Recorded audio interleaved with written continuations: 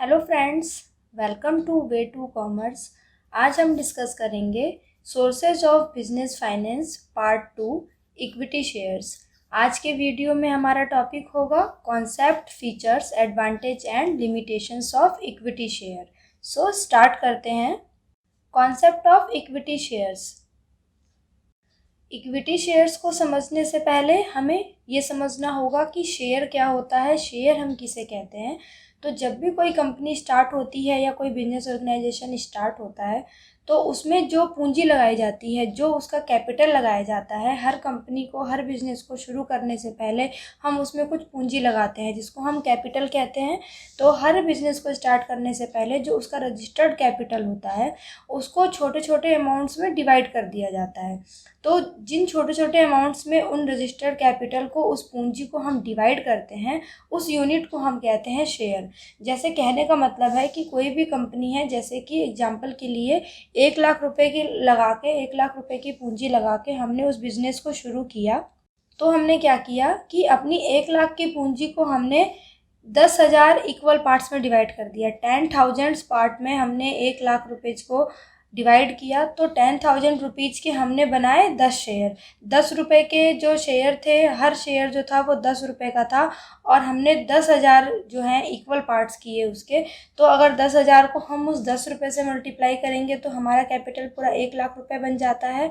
तो इसीलिए जो हर वो 10 रुपये का ईच पार्ट हुआ, हर 10 रुपये का जो एक पार्ट हुआ वो आपका कहलाएगा शेयर।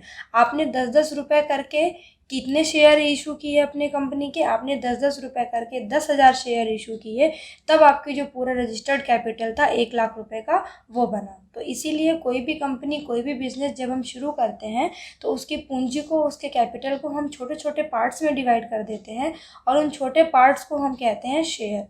ये था हमारा शेयर का कॉन्सेप्ट। अब हम समझते हैं कि इक्विटी शेयर्स क्या होते हैं। The shares which the company issues to the public for long term financing.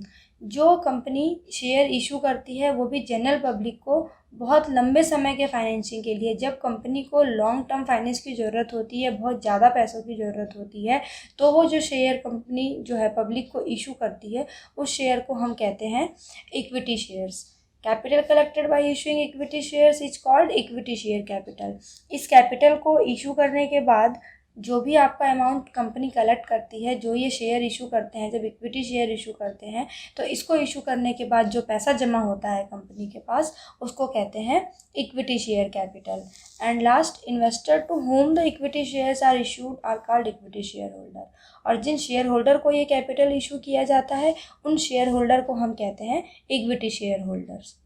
Actual में जो इक्विटी शेयर होल्डर्स होते हैं, यही कंपनी के जो हैं वो असली ऑनर्स होते हैं, क्योंकि ये सबसे ज़्यादा मैक्सिमम पार्ट जो है किसी भी बिज़नेस को शुरू करने में, सबसे ज़्यादा कैपिटल जो लगी होती है वो इक्विटी शेयर होल्डर्स की ही लगी होती है। इसीलिए अगर कोई पूछे कि इक्विटी शेयर्स क्या होते हैं, तो जो कंपनी शेयर इशू करती है जनरल पब्लिक को अपने लॉन्ग टर्म फाइनेंस को अवेलेबल कराने के लिए, लॉन्ग टर्म फाइनेंस के लिए, उसको हम कहते हैं equity share.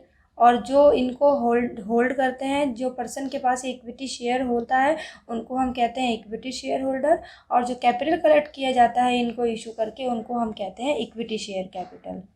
Equity share holders के पास कंपनी के मीटिंग में वोट करने का उनके पास पूरा अधिकार होता है। ये लोग डायरेक्टर्स की भी अपॉइंटमेंट करते हैं, ये लोग मैनेजमेंट में भी अपॉइंट जो है इनका अधिकार रहता है, ये पार्टिसिपेट करते हैं। बस फ़र्क कितना होता है कि जो डिविडेंड मिलता है, जो डिविडेंड का रेट होता है इक्विटी शेयर होल्डर का, वो फिक्स नहीं होता है, क्योंकि वो इनको तब दिया जाता है जब पहले जो है ऑलरेडी डिविडेंड जो है प्रेफरेंस शेयर होल्डर को पेड कर दिया जाता है।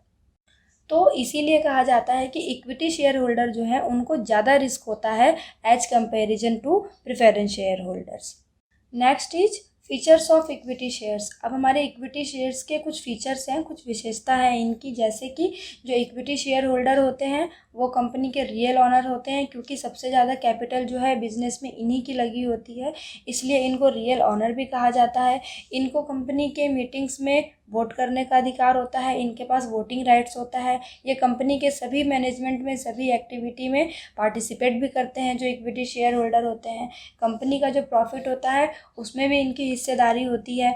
बस फ़र्क जो है, थोड़ा सा जो लॉस पॉइंट आता है इक्विटी शेयर होल्डर के हिस्से में, वो यही होता है कि इनको डिविडेंड जो दिया जाता है वो प्रेफरेंस शेयर होल्डर को देने के बाद दिया जाता है। इसीलिए कभी कभी क्या होता है कि जब कंपनी का अगर वाइंडिंग अप का सिचुएशन पैदा हो जाता है, कंपनी के बंद होने का टाइम आ जाता है, तो पहले प्रेफरेंस शेयर होल्डर को डिविडेंड पे किया जाता है और अगर उसके बाद बचा तो फिर इक्विटी शेयर होल्डर को दिया जाता है। अदरवाइज जो है फिर इनके लिए डिविडेंड रिटर्न कर पाना जो है मुश्किल हो जाता है। इसीलिए जो मैक्सिमम रिस्क है वो इक्विटी शेयर होल्डर के हिस्से में आता है।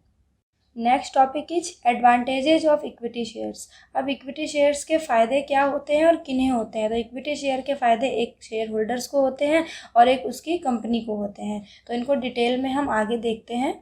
सबसे पहले है advantages to share holders. Share holders को इक्विटी शेयर से क्या क्या फ़ायदे मिलते हैं, जैसे participates in management, higher rate of dividend, get additional profits. ये कुछ पॉइंट्स हैं जो शेयर होल्डर्स के लिए बेनिफिट होता है इक्विटी शेयर्स का। इनको हम क्लियरली समझते हैं। First is participate in management. जैसा कि मैंने अभी बताया कि इक्विटी शेयर होल्डर्स के पास जो है कंपनी के मीटिंग्स को अटेंड करने का, कंपनी के सभी मैनेजमेंट की एक्टिविटी जो होती है, मैनेजरियल एक्टिविटी होती है, उसमें पार्टिसिपेट करने का अधिकार होता है। इक्विटी शेयर होल्डर्स के पास डायरेक्टर्स को भी अपॉइंट जो है करने का अधिकार होता है। तो इस तरह से इक्विटी शेयर होल्डर का एक जो है इनडायरेक्ट रोल रहता है मैनेजमेंट में। इनको फुल राइट होता है मैनेजमेंट में पार्टिसिपेट करने का। Next is higher rate of dividend. क्या होता है कि जैसे मैंने बताया कि पहले जो है डिविडेंड प्रेफरेंस शेयर होल्डर को पे किया जाता है, फिर इंटरेस्ट डिवेंचर होल्डर को पे किया जाता है, और जब इन दोनों को पे कर लिया जाता है उसके बाद जो बचता है वो पेमेंट तब जाके इक्विटी शेयर होल्डर को दी जाती है। तो इसीलिए कभी कभी फ़ायदा ये हो जाता है कि जैसे प्रॉफिट बहुत ज़्यादा कंपनी को हो गया, कंपनी ने लार्ज इनकम जो है वो अर्न कर लिया, तो जब हमने प्रेफरेंस शेयर होल्डर को पेमेंट कर दी, डिवेंचर होल्डर को पेमेंट कर दी, तो उसके बाद जो पार्ट बचा वो सारा जो है वो इक्विटी शेयर होल्डर को डिविडेंड के रूप में दे दिया जाता है। इसीलिए यहाँ पर डिविडेंड का रेट जो है वो हाई होता है। Next is get additional profits. जब कभी कंपनी को लार्ज प्रॉफिट अर्न होता है, बहुत ज़्यादा कंपनी जो है वो प्रॉफिट अर्न कर लेती है, तो उस कंपनी का क्या होता है, मार्केट प्राइस जो उसके शेयर का होता है वो मार्केट में बढ़ने लग जाता है। तो जब कंपनी का जो शेयर है उसका प्राइस बढ़ने लगेगा तो उन इक्विटी शेयर्स को बेच के जो शेयर होल्डर्स है वो ज़्यादा प्रॉफिट कमाएंगे। उस प्रॉफिट को हम कैपिटल गेन भी कहते हैं। तो इसीलिए इक्विटी शेयर होल्डर को डबल फ़ायदे हो जाते हैं। पहला फ़ायदा ये हो जाता है कि कंपनी के जो लास्ट में बचने के बाद डिविडेंड इनको पे किया जाता है, वो डिविडेंड भी इनको मिल जाता है। और शेयर बेचने के बाद जो शेयर इनके मार्केट में चल रहे हैं उनको बेचने के बाद अगर प्राइस उस शेयर का इंक्रीज जा रहा है तो उसका प्रॉफिट भी इनको मिल जाता है। तो यहाँ पर इनको जो है एडिशनल प्रॉफिट की कमाई हो जाती है। Next topic advantages to company. अभी हमने शेयर होल्डर्स के फ़ायदे देखे थे, अब कंपनी को क्या फ़ायदा होता है इक्विटी शेयर से। Permanent source of capital, no fixed burden, increase in credit worthiness. ये कुछ पॉइंट्स हैं जो कंपनी के लिए बेनिफिट है इक्विटी शेयर्स का। इनको हम क्लियरली समझते हैं। First is permanent source of capital. जब भी कंपनी को लॉन्ग टर्म फाइनेंस की ज़रूरत होती है वो इक्विटी शेयर इशू करती है। तो इसीलिए जो इक्विटी शेयर्स है ये एक तो कंपनी के लिए लॉन्ग टर्म फाइनेंसिंग का जरिया है और एक ये परमानेंट है। क्यों परमानेंट है? क्योंकि कोई भी बिज़नेस आप शुरू करेंगे, कोई भी कंपनी शुरू करेंगे, तो जो भी रजिस्टर्ड कैपिटल तो कुछ ना कुछ लगा के आप स्टार्ट करेंगे ही, और वो कैपिटल को हम छोटे छोटे पार्ट्स में डिवाइड कर देते हैं जिनको हम शेयर्स कहते हैं। तो ये परमानेंट भी है, हमेशा रहेगी, और लॉन्ग टर्म भी है। तो क्योंकि क्या होता है इसमें, जब भी कंपनी के शेयर का प्राइस मार्केट में इंक्रीज होता है कंपनी को उसका फ़ायदा मिलता है। लॉन्ग टर्म फाइनेंसिंग के लिए इक्विटी शेयर्स जो है कंपनी वो यूज करती है। और परमानेंट इसीलिए है क्योंकि कोई भी बिजनेस स्टार्ट होगा तो ऑलवेज उसकी रजिस्टर्ड कैपिटल तो होगी ही होगी। Next point is no fixed burden. Company के ऊपर इक्विटी शेयर होल्डर को डिविडेंड पे करने का कोई बर्डन नहीं होता, क्योंकि ये उनकी कोई भी ऐसी वो बाउंड नहीं है पे करने के लिए। जैसे कि प्रेफरेंस शेयर होल्डर के केस में होता है कि उनको जो है डिविडेंड पे करना कंपनी के लिए बहुत ज़रूरी होता है, उनको तो हर हाल में ही डिविडेंड देना ही देना है। पर इक्विटी शेयर होल्डर के केस में ऐसा नहीं होता है।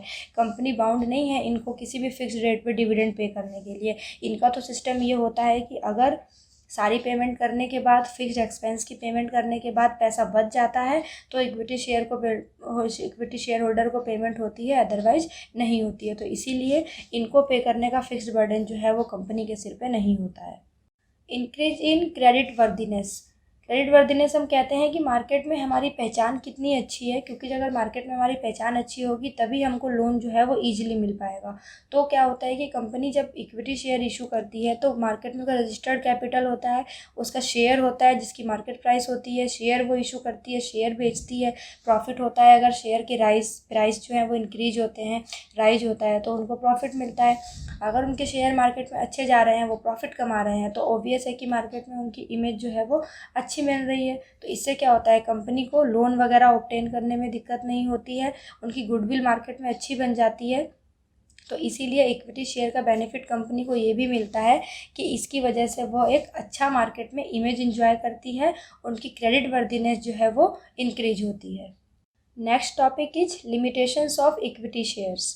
अब हमने अभी तक फ़ायदा पढ़ा था कि इक्विटी शेयर का शेयर होल्डर को क्या फ़ायदा मिला और कंपनी को क्या फ़ायदा मिला, पर हर जगह फ़ायदे के संग कुछ नुकसान भी होता है। तो यहाँ पर भी इक्विटी शेयर्स के कुछ लिमिटेशंस हैं जो शेयर होल्डर्स के लिए हैं और कंपनी के लिए हैं, तो इसको देखते हैं। Limitations for share holders. Share holders के लिए क्या लिमिटेशंस हैं? Uncertain income, face loss in recession, face loss due to liquidations. ये कुछ लिमिटेशंस है, ये कुछ नुकसान है जो शेयर होल्डर को उठाना पड़ता है। इनको हम डिटेल में समझते हैं। First is uncertain income. जैसा कि मैंने अभी बताया था कि जो डिविडेंड का रेट होता है इक्विटी शेयर्स का, वो फिक्स नहीं होता, उसकी कोई गारंटी नहीं होती है। तो इस तरह से तो इक्विटी शेयर होल्डर का इनकम भी जो है वो भी अनिश्चित हो गया, वो भी अनसर्टेन हो गया, क्योंकि इनके केस में ऐसा कोई गारंटी नहीं है कि अगर कंपनी को प्रॉफिट हो या ना हो, इनको तो डिविडेंड मिलेगा ही मिलेगा। ऐसा इनके केस में कोई बाउंड नहीं है कंपनी पे करने के लिए। तो कभी कभी क्या हो जाता है, कंपनी को ऐसा लगता है कि फ्यूचर में हमें पैसों की ज़रूरत है, फ्यूचर में हमें रिजर्व्स की ज़रूरत है, तो वो क्या करती है, पैसे को एज ए रिजर्व जो है वो जमा करके रख लेती है, इसके बजाय कि वो इक्विटी शेयर होल्डर्स को डिविडेंड पे करे। तो इसीलिए ये इनकम जो है इक्विटी शेयर होल्डर की वो अनसर्टेन होती है, कोई गारंटी नहीं है। अगर कंपनी को प्रॉफिट अर्न भी हो रहा है और कंपनी ने डिसाइड कर लिया कि हम इसके पैसे को रिजर्व में बचा के रखेंगे, हम इक्विटी शेयर होल्डर्स को डिविडेंड नहीं देंगे, तो इसीलिए यहाँ पर इनको डिविडेंड मिलने की कोई गारंटी नहीं होती है, इनका इनकम जो है वो अनसर्टेन होता है। Next point is face loss in recession. Recession हम कहते हैं मंदी को, जब मार्केट में मंदी का टाइम आ जाता है तो क्या होता है, जब मार्केट में मंदी का टाइम आ जाएगा तो ऑब्वियस है कि जो शेयर है, जो उसका मार्केट प्राइस है मार्केट में, वो भी गिरने लगेगा, शेयर का प्राइस भी गिरने लगेगा। जब शेयर का प्राइस गिरने लगेगा तो प्रॉफिट गिरने लगेगा। तो इस तरह से तो फिर इक्विटी शेयर होल्डर के लिए जो है सबसे ज़्यादा वो रिसेशन के पीरियड में सफ़र करती है, क्योंकि इक्विटी शेयर होल्डर को एक तो कोई गारंटी नहीं देती कंपनी कि हम आपको डिविडेंड जो है वो रिटर्न करेंगे ही करेंगे। अगर प्रॉफिट हो गया तो दे देंगे, और अगर प्रॉफिट हो गया और नहीं मन किया, पैसे को रिजर्व में रखने का मन है, तो नहीं देंगे। तो इस तरह से रिसेशन के पीरियड में अगर इनके मार्केट प्राइस गिरता है शेयर का, तो कंपनी को जो है वो बहुत ज़्यादा लॉस उठाना पड़ता है, इक्विटी शेयर होल्डर्स को लॉस उठाना पड़ता है, वो सफ़र करते हैं मंदी के पीरियड में। Next point is face loss due to liquidation. Liquidation कहते हैं कंपनी का वाइंड अप हो जाना, यानी कि कंपनी जब बंद होने लग जाती है। कंपनी का जब वाइंडिंग अप का समय आ जाता है, बंद होने का समय आ जाता है, तो इक्विटी शेयर होल्डर को तो वैसे भी सबसे लास्ट में रखा जाता है पेमेंट के लिए। सबसे पहले प्रेफरेंस शेयर होल्डर को पेमेंट की जाती है डिविडेंड की, फिर डिवेंचर होल्डर को उनका इंटरेस्ट दिया जाता है, तब जाके इक्विटी शेयर होल्डर्स का नंबर आता है। तो इसीलिए जब कंपनी बंद होने का समय आता है तो कभी कभी क्या हो जाता है कि अगर बहुत ज़्यादा लॉस हो गया कंपनी को, बहुत बड़ा अमाउंट है लॉस का, तो इक्विटी शेयर होल्डर्स तो अपने कैपिटल से भी हाथ धो बैठते हैं। डिविडेंड तो बहुत दूर की बात है, उन्होंने तो जो पूंजी लगाई हुई होती है वो भी उनको वापस मिलना मुश्किल हो जाता है। तो इसीलिए वाइंडिंग अप जब कंपनी का होता है तो उनको लॉस फेस करना पड़ता है, उनको रिसेशन में भी लॉस फेस करना पड़ता है, उनको लिक्विडेशन में भी लॉस फेस करना पड़ता है, और उनकी इनकम भी अनसर्टेन है क्योंकि इनको पेमेंट करने की गारंटी भी कोई नहीं लेता है। नेक्स्ट टॉपिक है लिमिटेशंस फॉर कंपनी।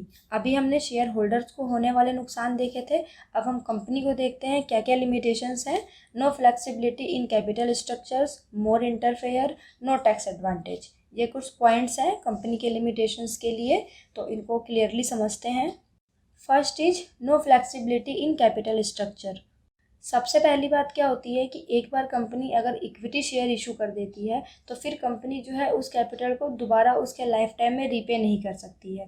तो ये जो इसका एक फीचर है इक्विटी शेयर का, ये इनफ्लेक्सिबिलिटी क्रिएट कर देता है कैपिटल स्ट्रक्चर में।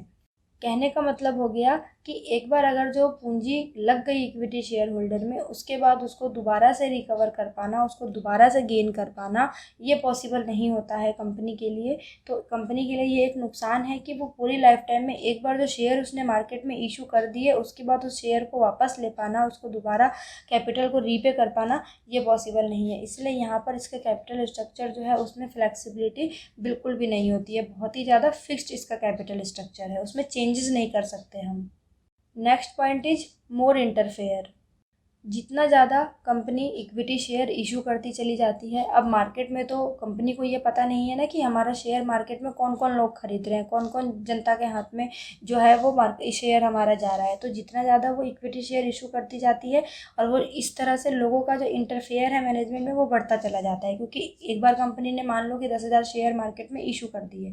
अब वो 10,000 शेयर कौन कितने शेयर खरीद रहा है, कौन किस तरह का बंदा है, कौन, कुछ पर्सन होते हैं जो बहुत सेल्फिश होते हैं, कुछ पर्सन क्या करते हैं जिनके पास बहुत पैसा है, वो बहुत कैपेबल हैं और थोड़ा सा उनका सेल्फिश वाला नेचर है, तो वो क्या करेंगे, वो बहुत ज़्यादा अमाउंट में कंपनी का शेयर खरीद लेते हैं, लार्ज पार्ट खरीद लेते हैं, सिर्फ किस लिए कि इससे जो है हमारा जो है कंपनी के ऊपर कंट्रोल हो जाएगा। क्योंकि ये तो आपको पता है कि शेयर होल्डर्स के हाथ में ही कंपनी का कंट्रोल रहता है, जितना जिसके पास शेयर ज़्यादा होता है उतना ही ज़्यादा उसका पावर हो जाता है, उतना ज़्यादा उसका कंट्रोल हो जाता है। तो इसीलिए शेयर मार्केट में इशू करने के बाद जो पर्सन जितना ज़्यादा शेयर खरीदता चला जाता है उसके हाथ में उतना ज़्यादा कंट्रोल चला जाता है। तो इस तरह से यहाँ पर जो लोगों की इंटरफेरेंस है मैनेजमेंट में वो ज़्यादा होती है, मोर इंटरफेयर होता है, क्योंकि जितनी ज़्यादा कंपनी इक्विटी शेयर्स इशू करेगी उतना ज़्यादा ही लोगों का मैनेजमेंट में इंटरफेरेंस होगा। Last point is no tax advantage. Equity shares जो कंपनी इशू करती है इसको टैक्स में कोई भी फ़ायदा नहीं मिलता, टैक्स में कोई भी एडवांटेज नहीं मिलता, क्योंकि जो इक्विटी शेयर होल्डर को डिविडेंड पे किया जाता है उसको कंपनी के खर्चे के तौर पे नहीं लिया जाता है। क्योंकि अगर जो कंपनी खर्चा कर रही होती है उस पर कंपनी को क्या होता है, इनकम टैक्स में भरते टाइम जब वो इनकम टैक्स भरती है तो उसको छूट मिल जाती है जो भी कंपनी का एक्सपेंस होता है। लेकिन जो इक्विटी शेयर होल्डर को डिविडेंड पे करते हैं इसको ये कंपनी का एक्सपेंस नहीं मानते। वही जो डिवेंचर्स को जो ये लोग इंटरेस्ट पे करते हैं वो कंपनी का खर्चा होता है, वो शो होता है, उस पर टैक्स में छूट मिलती है। लेकिन इक्विटी शेयर्स पे जो डिविडेंड पे किया जाता है वो कंपनी के एक्सपेंस में नहीं माना जाता है, इस वजह से इसको टैक्स में छूट नहीं मिलती। क्योंकि इसको ये माना जाता है कि ये जो प्रॉफिट बच गया उसमें से जो है कंपनी ने बांटा, तो ये इसलिए इनकम टैक्स का छूट का फ़ायदा यहाँ पर इक्विटी शेयर्स होल्डर को या कंपनी को नहीं मिल पाता है। Thank you for watching my video. अगर आपको ये वीडियो पसंद आया तो इसे ज़रूर लाइक करें, ज़्यादा से ज़्यादा वीडियो को शेयर करें और आने वाले टॉपिक्स के अपडेट्स के लिए चैनल को सब्सक्राइब करें। अब हम मिलेंगे अपने नेक्स्ट वीडियो में जिसमें हम पढ़ेंगे sources of business finance part 3 preference shares के बारे में।